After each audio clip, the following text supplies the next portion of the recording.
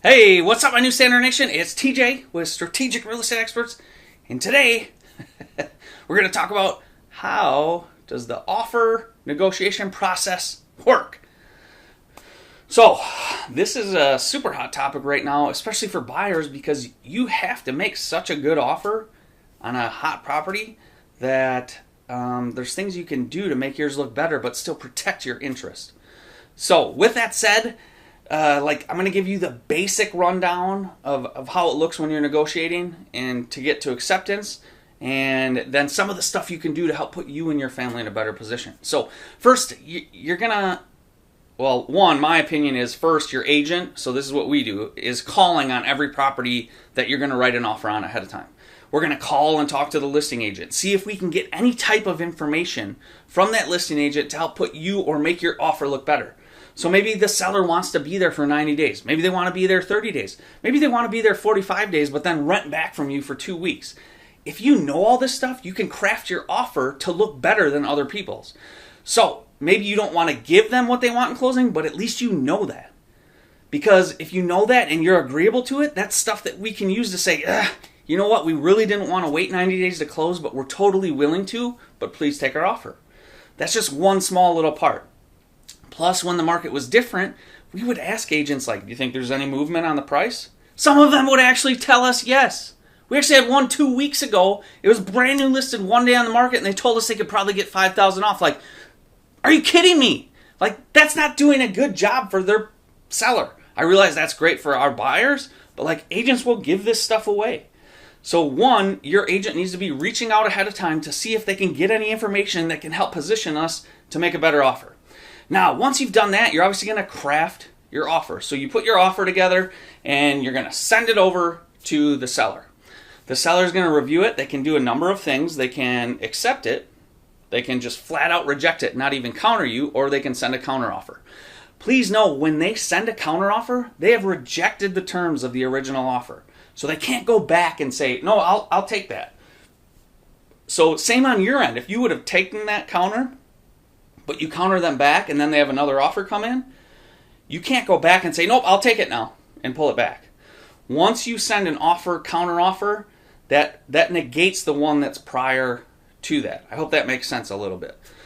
So you're going to negotiate, and then the seller is actually going to finally accept your offer, right? So once it's accepted, there's actually another negotiation period in there. If you put in a home inspection, and it depends on if you gave the seller the right to cure or not the right to cure.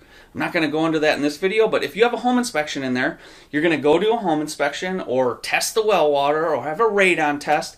And if anything comes back as a defect or safety concern or a material adverse fact that we didn't know about when we made the offer, you can renegotiate with the seller. So tons of things you can do to be creative when you're negotiating the home inspection. You can just ask to have the price dropped. You can ask to have the seller fix those items. Maybe ask the seller to give you a credit so you can bring less money to closing and you can fix them after the fact, because maybe you're handy and can do it cheaper than hiring a professional contractor. I don't know, it just depends. But there is a second negotiation period. Now, with that said, how do we craft an offer to make yours look the best? There's lots of stuff we're doing right now. So one is you could maybe put more earnest money down. Once you get, we've seen to 1% though, it's not going to help too much, all other things being equal. If somebody's going to offer a higher amount, but you're going to put $2,000 more in earnest money, they're probably going to take the higher amount depending on a whole lot of other things. One of the other things we're having people write into offers is that they'll make up the difference in any appraisal amount. So let's say you make a $205,000 offer, seller accepts it, the appraisal comes in at $202,000. As a buyer, you'd be obligated to bring that extra $3,000. Now, it depends on the property. These are just strategies you can use. This doesn't mean use all of them, but it's stuff you can do. You can say we won't ask for any inspection repairs unless it's over X amount of dollars. There's stuff you can do with an accelerator. We call it an accelerator clause in the offer, where you're going, hey, I will give you $2,000 higher than the next highest bid, or a percentage higher. So you could say, I'll give you 2% higher than the next highest bona fide offer that you receive. Now, no, if you're doing like 100% financing and the next highest offer is an all cash offer, the seller might still go with that offer. So sometimes even offering that isn't necessarily guaranteed success on your part. There is stuff you can do to incentivize a seller, like giving them their closing date. You can rent it back to them until they find a property. There's a whole lot you can do to craft the offer.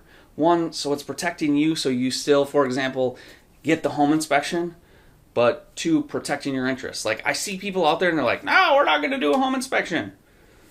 You can totally not do one, right? But what if we do the home inspection but put in a max clause in there just to make sure there's nothing crazy structural wrong? Typically not, never have to worry about it. But it happens once in a while, like there's a huge foundation issue, or structurally it was built wrong and the whole roof needs to be torn off and new trusses put in. So this is like a quick rundown of some of the stuff you can do, but the offer process to getting accepted, and then the second type of negotiating that you get. And again, you really have to craft and think about what is going to make my offer look the best to the seller when you're in a competition.